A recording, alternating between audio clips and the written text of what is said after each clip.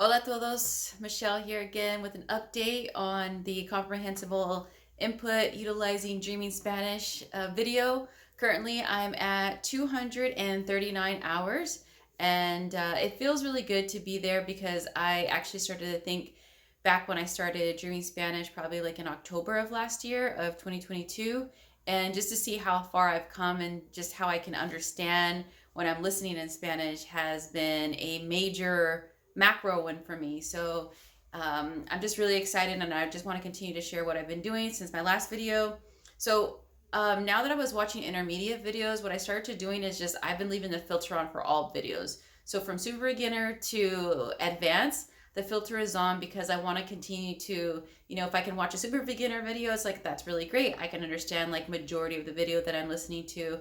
If I'm listening to intermediate or advanced, I don't understand everything that I'm listening to, but I do know that I am understanding like the gist of what they're saying. So it's really good to know that, and I don't want to lose that for myself, like just because I've reached a certain amount of hours and it suggested that I continue to watch like intermediate level videos. For me, it's also going back to those super beginner and beginner videos, plus some of the stories that they're telling, that the different teachers are telling. I really want to listen to them. I really want to learn about what they're saying. So that's another reason why I go back to those videos as well. And with that being said, with even just keeping like all levels of input continuing on right now, is that I started to listen to Peppa Pig more. So I try to do like maybe 10 or 15 minutes of Peppa Pig. I try to incorporate also, once again, Carmen Sandiego, because it's not quite I don't know, beginner level, I guess you can say. I consider like super Carmen Sandiego to be a little bit more advanced because the speaking can be a little bit faster. And then I go and watch the intermediate and advanced videos in Dreaming Spanish. So I try to keep different things flowing because I can get a little bored, and I just need the different resources and avenues that the input is coming in. And definitely what I've learned as I started to as my level of input has increased, I can now pull from different resources that I can utilize. Whereas when I first started, I was basically focusing on like infant cartoons like Peppa Pig, and I think I was doing like Alma's Way. And I remember trying to do Carmen Sandiego. So for where I was, and I don't remember the first time that I started listening to Carmen Sandiego compared to where I am now, I can hear a lot more in Carmen Sandiego than I did when I first started.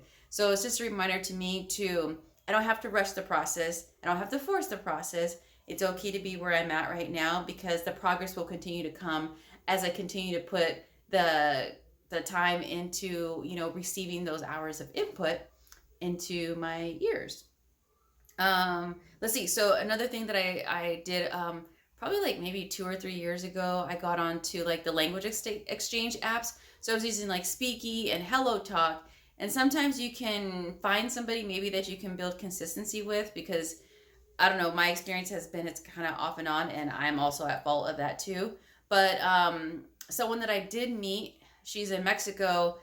We were talking like last year, and this is before I found Dreaming Spanish. So it was more like we speak for 30 minutes in Spanish, where she speaks and I speak in Spanish, and then we do English for 30 minutes as well.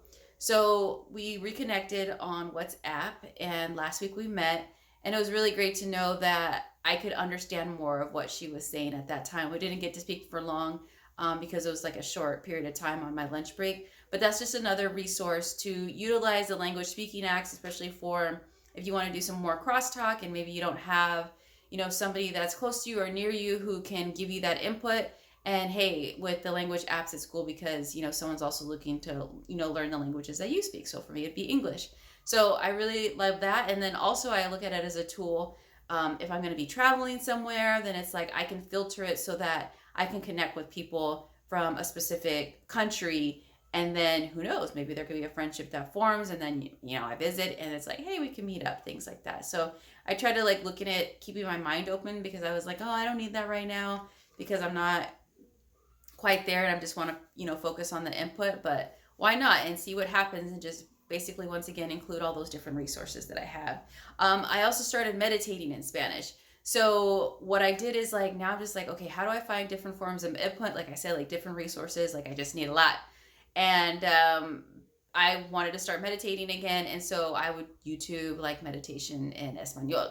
And it was great because when they're giving me a guided meditation, it's slow. They're repeating the same words like cuerpo, mente. So it's really cool that I'm sitting there and I'm like, wow, I understand what they're telling me. Breathe, exhale, like respira, exhale. Like it's really cool to not even realize that it's literally happening, that I'm picking up and that I'm starting to comprehend the language. So it's really cool and exciting. And also now I keep Peppa Pig in the background because of the level that it's at. For me, it's just to keep the language for me in the background.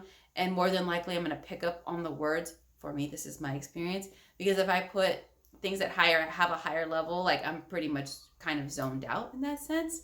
So for me, it's like, oh, let me just try with Peppa Pig and see what that looks like, what that feels like as well. And then How to Spanish podcast. I started watching this last year too when I first started my journey of acquiring Spanish.